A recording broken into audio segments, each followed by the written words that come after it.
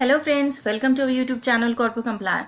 एक क्वेश्चन जो मेरे पास रेगुलर आता रहता है कि बिजनेस शुरू करने के लिए हमें किस एंटिटी से शुरुआत करनी चाहिए। तो आइए समझते हैं इस क्वेश्चन की गहराई को, क्योंकि यह आपके फ्यूचर को डिसाइड करने में अहम भूमिका निभा सकता है। हमारे पास चार ऑप्शंस होते हैं, whether it should be proprietorship firm, partnership firm, LLP और कंपनी।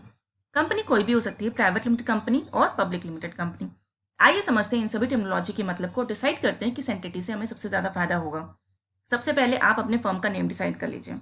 क्या उसका एड्रेस होगा, किस नेचर ऑफ बिजनेस में काम करेंगे, यह भी डिसाइड कर लीजिए। तो शुरू करते हैं जर्नी सबसे स्मार्ट एंटिटी को डिसाइड करने के प्रोसेस को समझने की। सबसे पहले आता है प्रोप्राइटरशिप फर्म। अगर कोई एक पर्सन बिजनेस शुरू करना चाहता है तो वह प्रोप्राइटरशिप फर्म से काम शुरू कर सकता है। इसको शुरू करने में कोई एक्स्ट्रा कॉस्ट नहीं आती। आपने सोचा और शुरू हो गया। Only you require span of proprietor and KYC document of proprietor. अगर आप दो पर्सन या दो से ज़्यादा पर्सन होते हैं तो पार्टनरशिप या एलएलपी या फिर कंपनी ओपन कर सकते हैं। पार्टनरशिप बनाने के लिए 2 दिन लगेंगे। इसमें डीड बनेगी, पार्टनरशिप फाइनल होगी और फिर आप उसका पैन अप्लाई करके 7 to 10 डेज पैन आने में लगेंगे और फिर अपना बैंक अकाउंट खोल सकते हैं so that you can start your business. LLP MCA से बनती है। एमसीए का मतलब होता है ministry of corporate affairs. LLP बनाने के लिए आपको 20 से 25 दिन लगते हैं और फिर आप उसका पैन अप्लाई करते हैं और उसको आने में 7 to 10 वर्किंग डेज लगते हैं। उसके बाद आप अपना बैंक अकाउंट खोल सकते हैं and then you can start your business. Company भी एमसीए से बनती है। प्राइवेट लिमिटेड कंपनी बनने में 7 वर्किंग डेज लगते हैं। इसमें एक इंपॉर्टेंट बात होती है कि विद इन 7 डेज आपकी कंपनी भी बन जाती है और उसका पैन एंड टैन भी आ जाता है। 8th डे यानी कि 8वें दिन से आप अपना बैंक अकाउंट खोल सकते हैं, आप उसमें काम शुरू कर सकते हैं। अब हम बात करते हैं कंप्लाइंसेस के एंगल से। सबसे कम formation cost, compliances cost proprietorship firm में होती है। उससे ज़्यादा कॉस्टिंग होती है पार्टनरशिप फर्म में, उससे ज़्यादा होती है एलएलपी में एंड उससे ज़्यादा कंपनीज में। देखिए, प्रोप्राइटरशिप फर्म में सबसे कम कंप्लाइंसेस होते हैं, पार्टनरशिप फर्म में उससे ज़्यादा होते हैं, एलएलपी में उससे कुछ ज़्यादा होते हैं एंड प्राइवेट लिमिटेड में सबसे ज़्यादा कंप्लाइंसेस होते हैं। पर क्या हमें प्राइवेट लिमिटेड कंपनी में काम नहीं करना चाहिए? ऐसा बिल्कुल नहीं है। आइए इसको देखते हैं और समझते हैं।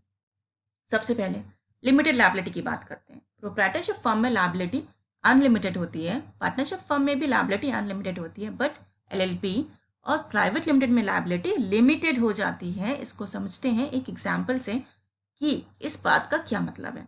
सपोज बैंक ने 10 लाख रुपए का लोन प्रोप्राइटरशिप फर्म को दिया, पार्टनरशिप फर्म को दिया, एलएलपी को दिया और प्राइवेट लिमिटेड कंपनी को दिया। अब ये चारों एंटिटीज लोन वापस नहीं कर पाती। नाउ बैंक अब प्रोप्राइटरशिप फर्म को बोलता है कि मेरे पैसे वापस करो। प्रोप्राइटरशिप फर्म बोलता है कि I don't have the money. अब बैंक उस प्रोप्राइटर की प्राइवेट प्रॉपर्टी को अटैच कर लेता है, यानी प्रोप्राइटर को अपनी पर्सनल प्रॉपर्टी में से लोन का पैसा वापस देना होगा। ऐसा ही होता है पार्टनरशिप फर्म के साथ। पार्टनरशिप फर्म पैसा नहीं दे पाती तो सभी पार्टनर्स की पर्सनल लायबिलिटी क्रिएट हो जाती है टुवर्ड्स अ बैंक। हर एक पार्टनर की पर्सनल प्रॉपर्टी को अटैच किया जा सकता है लोन को पूरा करने के लिए।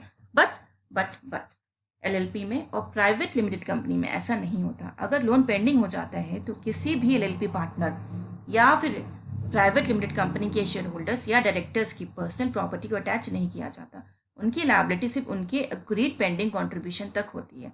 इसीलिए क्या आपने कभी भी किसी एंटिटी जिसकी टर्नओवर 50 से 100 करोड़ या इससे ज़्यादा है को प्रोप्राइटरशिप फर्म या पार्टनरशिप फर्म में देखा है? नहीं, सिर्फ एलएलपी और कंपनी को ही देखा होगा, दैट टू मेनली कंपनी और द ग्रुप कंपनीज।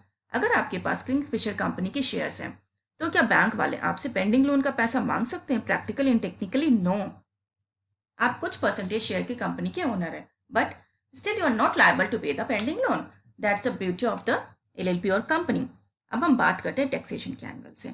अगर आपको 5 लाख रुपए की इनकम पूरे साल में होती है तो आपका टैक्स नील होगा प्रोप्राइटरशिप फर्म में, 1.5 लाख प्लस सेस होगा पार्टनरशिप फर्म में, 1.5 लाख प्लस सेस होगा एलएलपी फर्म में, 1,25,000 प्लस सेस होगा कंपनी में। तो from taxation point of view proprietorship is the best option. Tax उसमें स्लैब बेसिस पर होता है, बट अगर आपकी इनकम 37,50,000 रुपीज से ज़्यादा है एक साल में, देन कंपनी का taxation is the only beneficial technically speaking. इस कॉन्सेप्ट को समझने के लिए हम एक सेपरेट वीडियो आपके साथ शेयर करेंगे। अब हम बात करते हैं नेम यूनिकनेस के एंगल से। प्रोप्राइटरशिप में आप कोई भी नाम रख सकते हैं, पर मेरे ओपिनियन से आपको ट्रेडमार्क नेम का ध्यान रखना चाहिए। नहीं तो ऐसा होगा कि आपने किसी नेम से अपना बिजनेस शुरू किया और उस बिजनेस को आपने ग्रो किया और कुछ समय के बाद अचानक से कोई पर्सन आता है और कहता है कि इस नेम से काम नहीं कर सकते क्योंकि इस नेम को मैंने ट्रेडमार्क करवाया हुआ है। तो सोचिए कितना बुरा होगा हमारी सालों की मेहनत के साथ। सेम प्रॉब्लम आती है पार्टनरशिप फर्म के साथ। बट इस तरह की कोई भी प्रॉब्लम एलएलपी या कंपनी में नहीं आती, या आप कहें कि आपको बेनिफिट मिलता है। जो नाम एक बार एलएलपी को या कंपनी को एमसीओ द्वारा मिल जाता है, वो नाम फिर कोई और एंटिटी नहीं ले सकती। आपको सोलो राइट है उस पर। अब हम बात करते हैं सक्सेशन के एंगल से। अगर कभी प्रोप्राइटर की डेथ हो जाती है तो प्रोप्राइटरशिप खत्म हो जाती है। सेम कॉन्सेप्ट अप्लाई होता है पार्टनरशिप फर्म में। अगर किसी एक पार्टनर की डेथ हो जाएगी तो उस पार्टनरशिप फर्म को दोबारा से डीड बनानी पड़ती है for continuation of business. But ऐसा बिल्कुल नहीं होता है एलएलपी में। अगर किसी एलएलपी पार्टनर या कंपनी शेयर होल्डर की डेथ हो जाती है तो भी कंपनी चलती रहती है। That's a beauty of LLP और कंपनी।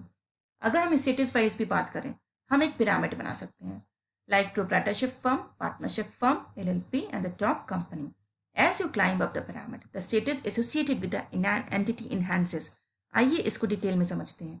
अगर आपके पास कोई दो पर्सन आते हैं, one is proprietor and the other one is representative from a company for a business deal, आप किसके साथ ज़्यादा कंफर्टेबल होंगे बिजनेस करने में? ऑफ कोर्स कंपनी रिप्रेजेंटेटिव के साथ, क्योंकि कंपनी की डिटेल एमसीए पर अपडेटेड होंगी। इसके फाइनेंशियल हिस्ट्री भी एमसीए की साइट से आपको मिल जाती है, जबकि कोई डिटेल प्रोप्राइटर की नहीं मिलेगी, subject to what he discloses. अब हम बात करते हैं बिजनेस फंडिंग या एंजल इन्वेस्टिंग के एंगल से।